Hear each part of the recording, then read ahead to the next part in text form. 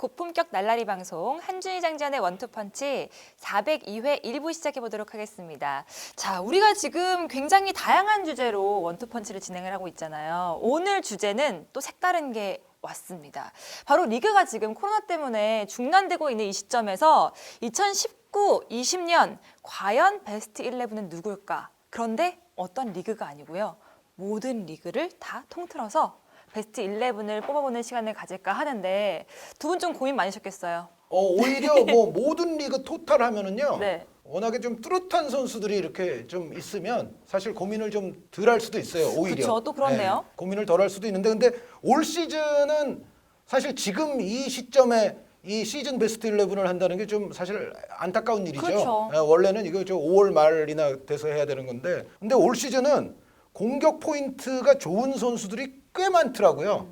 각 리그 뭐 5대 리그 뭐 집중해서 한다고 해도 그래서 올 시즌에는 조금 고민을 했어요. 근데 원래 사실 이게 통합 베스트 11은 오히려 리그 베스트 11보다 고민을 좀 덜 할 때도 있어요, 사실은. 각 리그에서 워낙에 뚜렷한 선수들이 예를 들어 레반도프스키 선수 안 뽑을 사람 없거든요, 지금. 안 뽑으면 어떻게 됩니까? 안 뽑으면 문제가 커지죠. 왜냐하면 올 시즌에 39골 5개 어시스트예요. 이 선수를 어떻게 안 뽑아요? 39골을 넣는데. 그렇죠. 누구나 다 들어가겠죠. 그러니까 예년 같으면은 메날두급으로 지금 레반도프스키 선수가 넣었기 때문에 예를 들어 이런 선수는 뭐 누가 뽑아도 제 생각엔 들어가거든요. 안 뽑으면 정말 이상한 사람이고 그 사람은. 근데 안 뽑았는데요, 저? 레반도프스키가 진짜요? 없어요?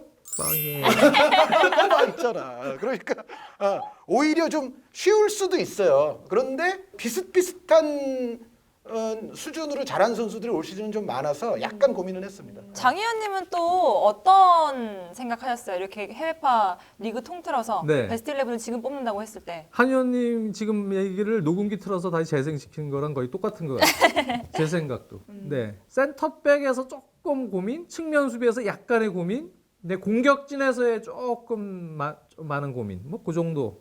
두 분이 지금 리그 똑같이 합해서 하고 있기 때문에 리그를 나눈 게 아니기 때문에 어느 선수가 겹칠까라는 것도 좀 보면은 재밌는 포인트가 될 것 같은데 두 분 먼저 포메이션부터 한번 여쭤볼게요. 어떤 포메이션으로 가져오셨어요? 초공격적.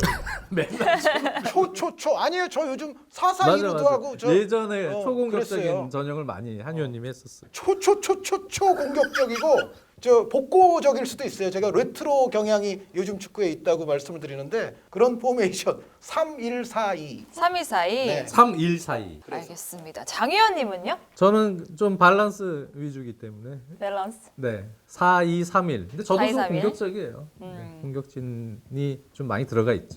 알겠습니다. 두 분이 이렇게 포메이션을 갖고 오셨는데 그러면 먼저 한현님부터 여쭤보도록 하겠습니다. 골키퍼. 얀 오블락.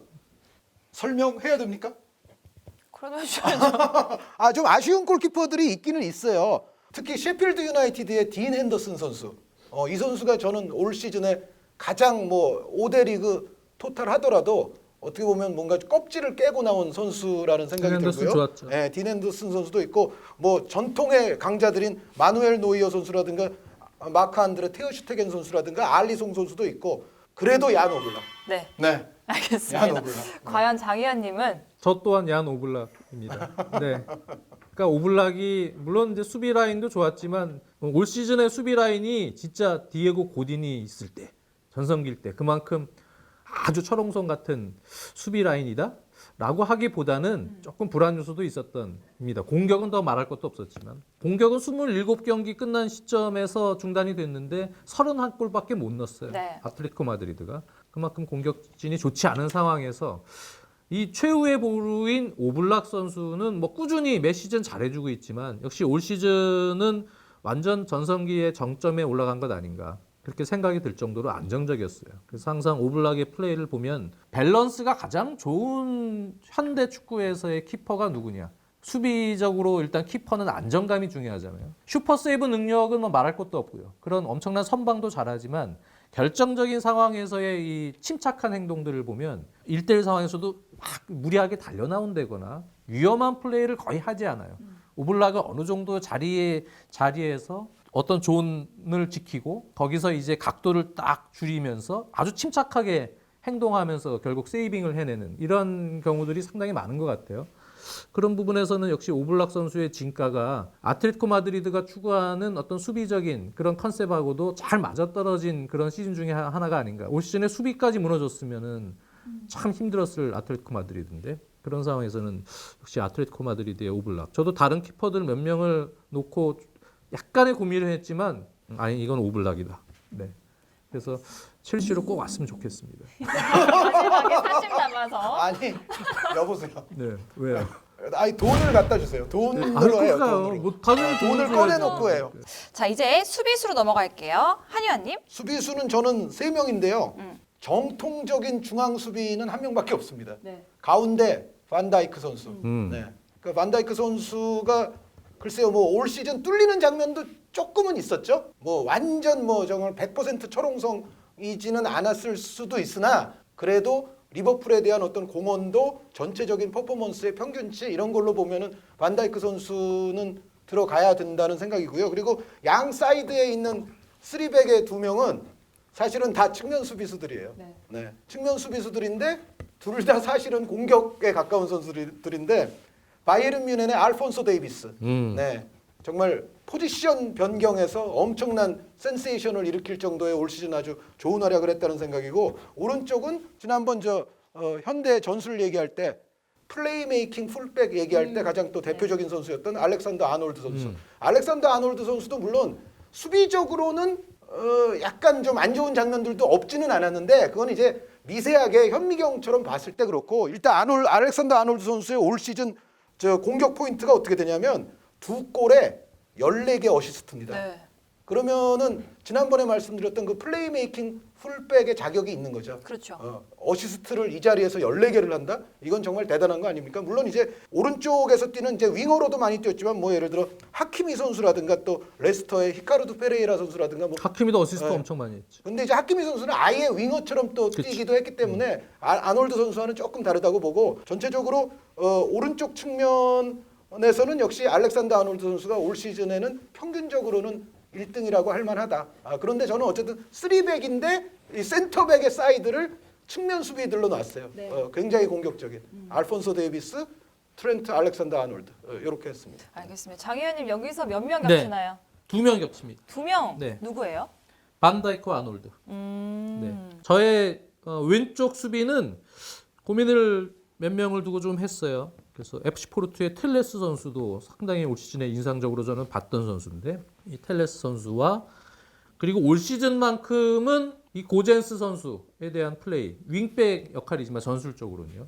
근데 지금 제가 4백으로 놨으니까 이 고젠스 선수에 대한 평가를 올 시즌에는 좀 확실히 해줘야 된다. 네. 그래서 로빈 고젠스 선수를 저는 최종적으로 선택을 했습니다. 모르겠습니다. 이 고젠스 선수가 뭐 지금 올 시즌만 확 반짝해가지고 다음 시즌엔 또 약간 처질 수 있지 않을까? 뭐 이렇게 의문부도 달 수 있겠지만 올 시즌만큼의 활약만큼은 워낙 뭐 가스페리니 감독의 아탈란타 자체가 공격적이고 리그에서 또 70골 넣었죠? 네.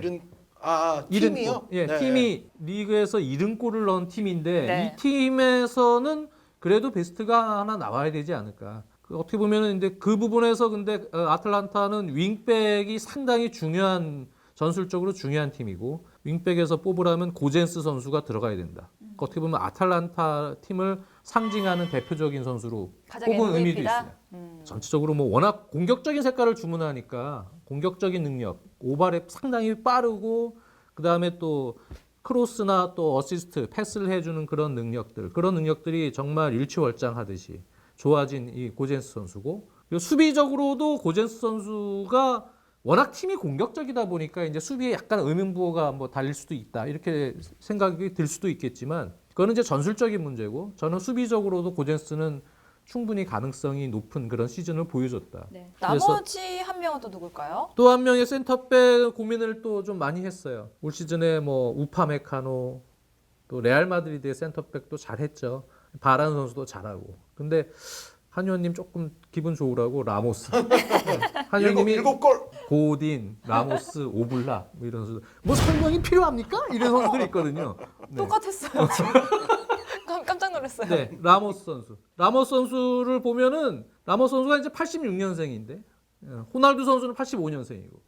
근데 확실히 이제 현대 축구는 여러 가지 이제 자기 관리에 있어서 과거보다는 조금 훈련하는 트레이너도 두잖아요. 체계적이고 좀 과학적인 그런 트레이닝을 통해서 몸 관리를 예전보다는 확실히 잘 하고 있는 것 같아요. 그런 선수들이 꽤 많습니다. 그러니까 뭐 86년생이라고 해도 예전 같으면은 이제 많이 정점에서 꺾여서 이제 이렇게 들어가야 될 그런 수비진들인데 여전히 거의 뭐 전성기보다 뭐 한 2% 부족한 뭐 느낌 정도라고밖에 생각이 들지 않을 정도로 여전히 왕성한 호날두도 뭐 그런 유형들이죠. 바위 관리를 잘하고 그런 모습을 라모스 물론 바란도 잘했지만 라모스는 여전히 잘 보여주고 있는 시즌 아닌가. 그래서 라모스 선수는 확실히 제가 보면은 지금 추세는 정점에서 이렇게 꺾이는 추세라기보다는 정점에서 어느 정도 유지가 되는 시즌이 몇 시즌 더 갈 수도 있다.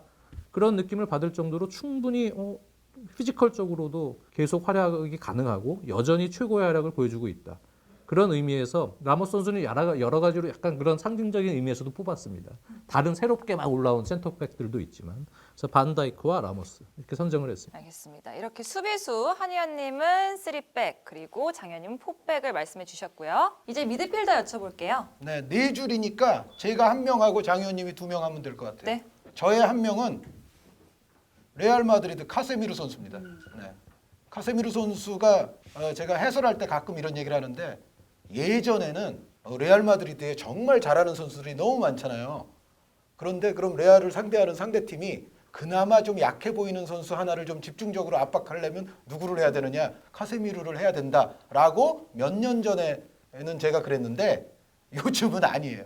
카세미르 선수가 이제는 부드러운 발기술도 예전보다 확연히 좋아진 모습이고 전체적인 축구를 읽는 시야 자체가 눈이 훨씬 더 트였어요. 네. 그러면서 자동적으로 공격 포인트도 올라가서 지금 4골에 4개의 어시스트까지 있는데 또 카세미르 선수의 골이 또 요긴할 때 또 잘 터져요. 그래서 모드리치 선수가 좀 나이가 많고 발베르데 선수는 아직 좀 신예급이고 토니 크로스 선수도 최절정기에 비하면은 100%는 아니라는 측면들을 고려해 볼 때 이제는 카세미르 선수가 미드필드의 약점이 아니라 에이스급으로 부상이 돼 있고 그것을 증명했던 게 저는 올 시즌이라는 생각에서 카세미르 선수를 저의 원 수비형 미드필더로 놨습니다. 네, 그러면 두 명은요, 네, 장현님? 저도 두 명 중에 이제 카세미르가 있어요. 한현님 말씀했다시피 예전에는 위험지역에서의 그런 압박에 의한 실책 때문에 좀 시한폭탄과 같은 그런 느낌도 있었다는 얘기를 저희가 예전 몇 시즌 전에 이제 원투펀치에서도 가끔 언급을 했지만 네. 지금은 이제 기량 자체가 워낙 좋아져서 기본적으로 가지고 있는 수비 능력, 뭐 커팅 능력이나 또 홀딩 미드필더로서의 대인 방어 시, 태클 능력이나 뭐 여러 가지 부분은 그대로 유지가 되고, 그러니까 기량적으로도 패스나 여러 가지 탈압박 능력 이런 거 부분도 상당히 유연해지고 특히 올 시즌엔 공격 가담 능력도 상당히 좋아졌잖아요. 본인이 자신감이 붙었기 때문에 그런 것이 나오는 것 같은데, 그러니까 전체적으로 지금 상당히 기량이 원숭미의 단계에 올라가 있다. 그래서 느낌 자체가 예전에 우리나라로 치면 김남일 선수가 네. 전남에서 그렇게 화려하게 눈에 띄진 않지만 꾸준히 일을 해주면서 아주 터프하게 순간적인 압박, 커팅 뭐 이런 수비적인 부분들을 많이 봤는데 원래 김남일 선수가 볼도 패스나 킥도 어지간히 잘하던 선수거든요. 네. 근데 그러한 장점만 이제 어떻게 보면 많이 부각이 됐던 시즌들이 있었는데 그러고 나서 이제 몇 시즌 지나고 나서 어떤 시즌은 김남일 선수가 패스, 공급 여러 가지 플레이메이킹 같은 플레이메이킹 능력도 잘했어? 상당히 좋아졌네라고 평가받았던 시즌도 있어요. 그러니까 약간 그런 느낌하고 유사한 이 카세미르의 올 시즌이에요. 그래서 카세미르는 뽑을 수밖에 없었고. 네, 나머지 네. 한 명은요? 또 한 명의 선수는 역시 어시스트 장인이자 뭐 최고의 중앙 미드필더로 올 시즌 선보인 한의원님이 예상하시는 케빈 데브라이너. 네. 올 시즌에만 리그에서만 18개 어시스트를 했어요. 골도 많이 넣었지만. 카세미르와 데브라이너를 허리라인에 저는 배출시켰습니다. 알겠습니다. 한의원님 그러면은 4명 중에서 데브라이너 있나요? 네. 저는 데브라이너 선수를 위쪽에다 넣었죠. 네. 3-2-4-1에서 4명 중에 중앙 왼쪽이 케빈 데브라이너입니다.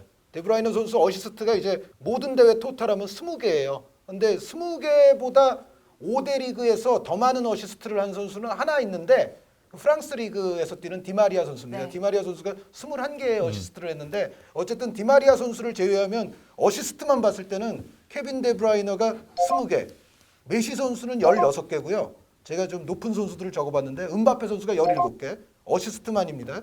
산초 선수, 제이든 산초 선수가 19개, 그리고 뭐 티모 베르너 12개, 카를로스 비니시우스라고 포르투갈 리그에서 올 시즌 아주 잘하는 네. 선수 있어요. 최근에 리버풀이 막 영입하려고 하는 선수인데 요 선수도 12개 어시스트를 했고, 그리고 사디오 마네 선수가 12개 어시스트. 뭐 이런 선수들의 어시스트가 많은데 한 명 빼놓을 뻔했네요. 맨체스터 유나이티드의 신영웅 브루노 페르난데스 선수가 올 시즌 포르투갈 리그, 프리미어 리그, 유로파 리그 합해서 18개의 어시스트를 무려 했습니다.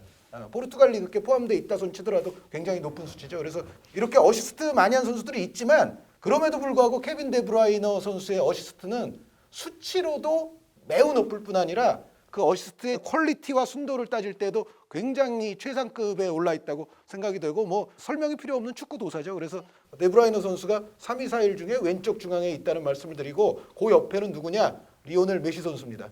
네, 리오넬 메시 선수가 물론 메시 선수를 정말 좋아하시는 팬분들도 약간 인정을 해야 될 부분은 저는 있다고 생각해요. 뭐냐면 메시 선수가 예전에는 정말 100경기를 하면 정말 제 양심 걸고 99경기를 잘하는 선수예요. 99경기 중에 한 70경기는 뭐 엄청나게 잘했고, 네. 70경기 중에서 또 한 20경기 정도는 보통의 축구 선수들이라면 평생 한 번 할까 말까한 퍼포먼스를 이 선수는 한 시즌에 20개. 20개 이상, 20경기 이상, 그 정도가 저는 리오넬 메시 선수였다고 생각을 하는데, 그럼에도 불구하고 최근에 메시 선수를 보면 퍼포먼스가 자신의 평균치라든가 자신의 기대치는 물론 메시 선수 하면은 또 나와야 되는 그런 수치나 어떤 퍼포먼스보다 좀 떨어지는 비율이 이제는 높아졌어요. 부상도 있었고. 예. 그리고 뭐 나이와 어떤 그 컨디션, 폼 이런 부분들이 예전에 비하면은 이제는 100경기 하면은 메시 선수도 좀 안 좋은 날이 이제는 한 2, 30경기는 저는 나온다고 봐요. 그거는 저는 메시 선수를 아주 좋아하시는 분들도 어느 정도는 인정을 해야 된다는 생각이고, 그런데 또 그게 중요한 경기에서 그럴 때는 이제 바르셀로나 전체에 지금 문제가 생기죠. 그렇잖아도 바르셀로나가 지금 역동성이 떨어지고 사이드 공격도 좀 부족하고 여러 가지 단점들이 좀 있는 팀인데, 그 비율이 예전에 정말 좋았을 때에 비하면은 지금은 늘어있는 건 사실이지만 올 시즌 전체 평균으로 봤을 때는 메시 선수는 그래도 11에는 들어갈 정도가 아직까지는 된다. 그리고 이제 양 사이드에는 프랑스 리그라서 조금 또 뭐라고 하시는 분들이 계실 수는 있어요. 그런데 그래도 저는 음바페 선수, 워낙에 퍼포먼스가 아무리 뭐 프랑스 리그에 좀 떨어지는 팀들을 상대한 것이 섞여 있다 치더라도 음바페 선수가 지금 보여주는 퍼포먼스는 정말 우리가 이제 메날두 이후 시대 누구냐 뭐 이럴 때 물론 네이마르 선수도 있고 또 아자르 선수도 있고 뭐 중간 세대들도 있기는 합니다만, 정말 음바페 선수가 젊은 세대로서 메날두 이후 향후에 또 10년을 이끌어가야 될 그런 선수임을 지금도 여전히 증명하고 저는 있다고 생각을 하고, 올 시즌 나타나 있는 수치로만 봐도 30골에 17개 어시스트예요.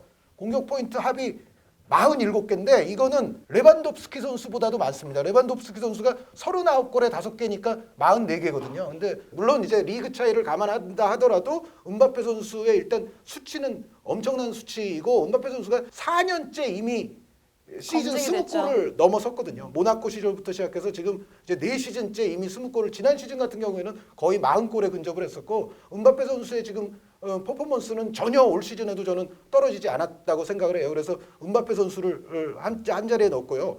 오른쪽에는 뭐 예를 들어 뭐 레슬링 같은 경우에도 그 피니쉬 기술 이런 거, 시그니처 피니쉬, 시그니처 무브 이제 그런 말을 쓰는데, 요십 일리치치 선수가 저의 시그니처 선택입니다. 시그니처 초이스입니다. 저는 올 시즌 제가 중계할 때 그 얘기를 했지만 일리치치 선수를 발롱도르 후보에 넣지 않으면 이상할 것이라고 저는 얘기했어요. 3명 안에는 못 들 수도 있지만 적어도 탑10 안에는 요십 일리치치가 올 시즌은 들어가고도 남음이 있다. 그리고 일리치치 선수가 일단 나타나 있는 공격 포인트만 해도 21골에 9개 어시스트, 30개를 딱 채웠어요. 그래서 그리고 뭐 수치만 그러냐, 일리치치 선수가 경기에서 미치는 영향력이라든가 아주 눈을 튀어나오게 하는 놀라운 올 시즌의 여러 가지 장면들을 종합해 볼 때 저는 일리치치 선수 꼭 넣고 싶었습니다. 네. 그래서 일리치치 선수 넣는 바람에 선택되지 않은 몇 명에게 제가 이제 미안하다는 얘기를 하겠는데요. 일단 나온 경기는 좀 적지만 그래도 나온 경기마다 잘했던 네이마르 선수가 있고요. 크리스티아노 호날두 선수가 또 시즌 후반기 들어서서 엄청나게 골을 많이 넣으면서 올라왔는데, 호날두 선수도 제가 넣질 못했고 그리고 제이든 산초 선수가 무시무시한 17골 19개 어시스트를 한 시즌이에요. 여기에 또 바이에른 뮌헨의 그나브리 선수도 18골에 11개의 어시스트를 한 또 아주 무시무시한 시즌을 보냈고 여기 뭐 사디오 마네 선수라든가 또 뭐 라임 스털링 선수 많은 좋은 선수들이 있는데 저는 일리치치 선수를 꼭 넣고 싶었습니다. 네. 저의 시그니처 초이스입니다. 아니 그럼 여기서 장희환님의 미드필더 나머지 3명은 한현님하고 2선이죠, 얼마나- 2선. 네. 네. 2선 3명 하기 전에 일단 최전방을 아까 미리 얘기를 했으니까 4-2-3-1. 그렇네요. 레반도프스키네요. 네, 레반도프스키를 최전방 원톱에 놨어요. 그래서 사실 최전방은 홀란드 선수도 짤츠부르크 또 도르트문트 합쳐서 컵대회 포함해서 40골을 넣었어요, 올 시즌에. 네, 그러니까 레반도프스키 39골보다도 더 많이 넣었지만 홀란드 선수도 엄청나게 잘했던 시즌이지만 이제 홀란드 선수는 팀을 한번 옮겼고 네. 아무래도 좀 유럽 빅리그보다는 수준이 좀 떨어지는 오스트리아 리그라는 점을 고려를 좀 했어요. 그래서 이제 최전방은 레반도프스키로 결정을 했고 네. 최전방도 올 시즌에 또 한현님이 중복적으로 언급을 해주신 선수 외에 다른 선수들 말씀드리면 울버햄튼의 라울 히메네즈 같은 선수 21골과 10개 어시스트. 어쨌든 이런 좋은 공격수들이 상당히 많았습니다. 네. 근데 그 중에서 이제 레반도프스키를 저는 원톱에 배치를 시켰고요. 그리고 2선의 오른쪽 윙포드는 사실 고민을 많이 했어요. 윙포드로서 좋은 활약을 했던 선수들 상당히 많죠. 또 프리미어 리그에도 있고 뭐 여러 좋은 공격진들이 좋은 퍼포먼스를 보여줬지만 저는 오른쪽 윙포드로는 제이든 산초. 네. 산초 선수 한의원님이 17골과 19개 어시스트라는 말씀도 해주셨고 리그에서만 보면 14골과 14개 어시스트. 페널티킥 골이 하나도 없어요. 네. 이 선수는 일단 축구적인 관점에서 지금 만 20살, 2000년생인데 만 20살 치고는 경기를 풀어나가는 능력이 정말 나이에 비해서는 매우 높은 수준에 올라가 있다. 그래서 도르트문트에서 경기를 공격을 풀어나가는 어떤 그런 운영적인 부분에서도 학습을 상당히 잘 받은 그런 상황이고 그리고 드리블을 뭐 쳐야 되는 기술적인 역량이나 뭐 스피드 또 득점 능력과 어시스트 능력 다 좋은데 드리블을 칠 때 또 치면서 동료들을 보는 그런 시야도 상당히 좋고 센스도 좋습니다. 그 타이밍에서 이타적으로 팀 플레이를 할 수 있는 그런 운영 능력이 매우 탁월하다. 그래서 은바페랑 제가 올 시즌만 놓고 이렇게 비교를 해보면 은바페가 개인적인 1대1에서의 퍼포먼스나 앞선에서의 퍼포먼스는 상당히 파괴적이고 워낙 순간 스피드가 좋으니까 네. 좋지만 팀적으로 이렇게 보면 오히려 전체적인 효율성은 저 개인적으로 봤을 때는 올 시즌만큼은 산초가 조금 더 낫지 않겠느냐. 네, 그런 느낌까지도 받았어요. 그거는요. 저 사람 성품이에요. 왜요? 성격하고 좀 관계가 있어요. 왜요? 뭐 어떤 게요? 은바페 선수가 올 시즌에 나온 장면인데 보르도전이었죠 아마 황의조 선수가 골 넣었던 경기. 거기서 이제 카바니 선수가 은바페 선수는 볼을 줄 줄 알았나 봐요. 그런데 제가 봤을 때는 카바니 선수가 주기 쉬운 상황은 좀 아니었거든요. 결국은 이제 카바니가 막혔거든요.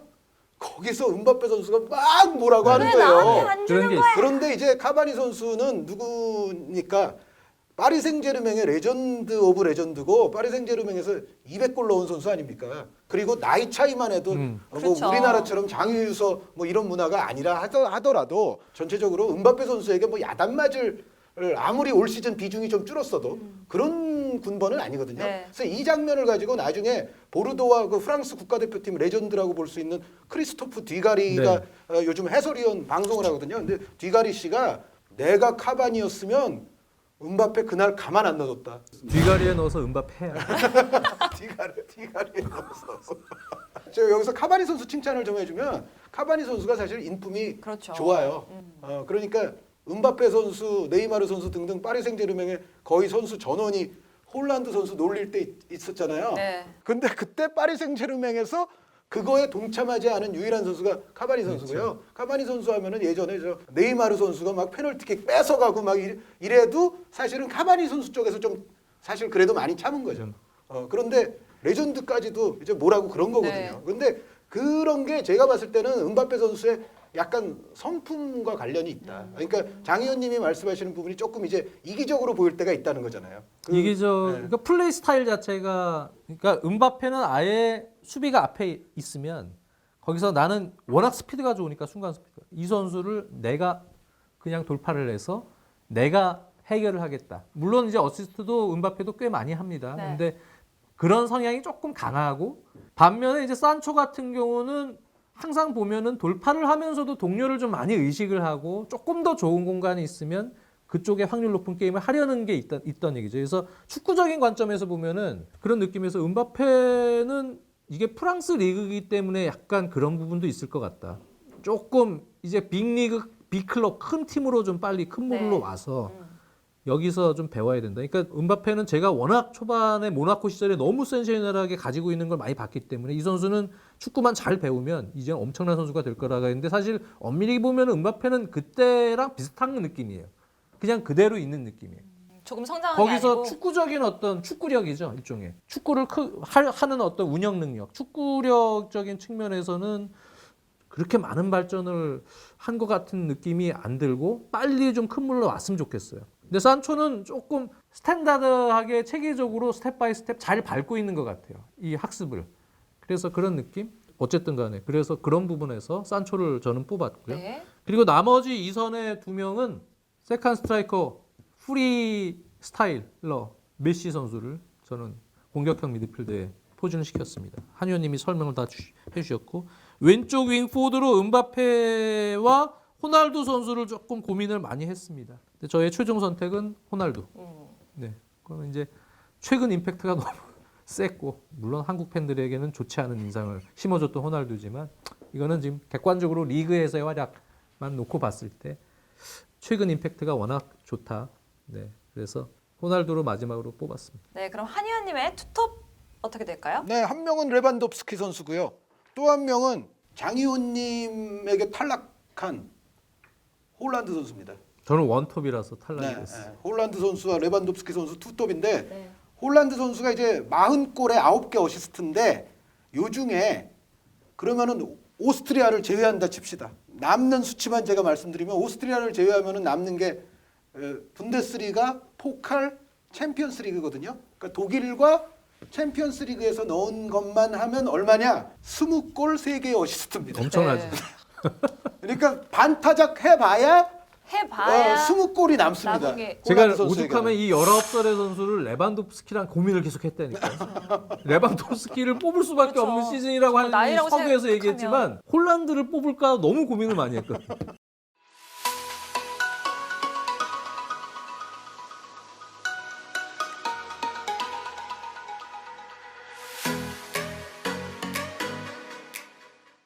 자, 2019-20 시즌 베스트 11을 두 분의 픽으로 한번 뽑아봤습니다. 여러분들 재미있으셨는지 모르겠는데요. 여러분들의 마음속에 있었던 선수도 있었을 것 같고 조금 아쉬웠던 것도 있을 것 같다는 생각이 드네요. 자, 다음 월요일 날 이제 찾아뵐 건데 어떤 컨텐츠로 월요일 날 찾아뵐지 여러분들 기대 많이 해주시기를 바라겠고요. 월요일 날 바로 뜨자마자 클릭하시는 거 잊지 마시길 바라겠습니다. 그럼 월요일 날 찾아오도록 하겠습니다.